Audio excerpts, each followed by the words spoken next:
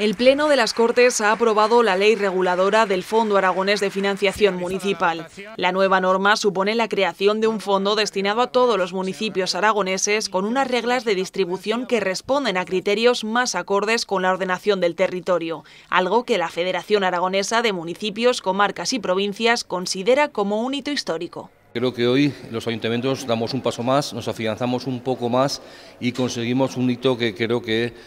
nos va a suponer un avance en cuanto a estabilidad de gestión y en cuanto a certidumbre de los alcaldes y alcaldesas a la hora de presupuestar. El texto legal tiene por objeto regular la colaboración financiera de la Comunidad Autónoma de Aragón con los municipios de su territorio para contribuir a la suficiencia financiera y otorga seguridad a la hora de gestionar los presupuestos municipales. Como siempre, los alcaldes y alcaldesas pediremos más y seguiremos pidiendo que esto se incremente, pero nos parece que la cantidad con la que hoy partimos establece un suelo financiero importante y bueno, esto nos va a dar la seguridad de poder establecer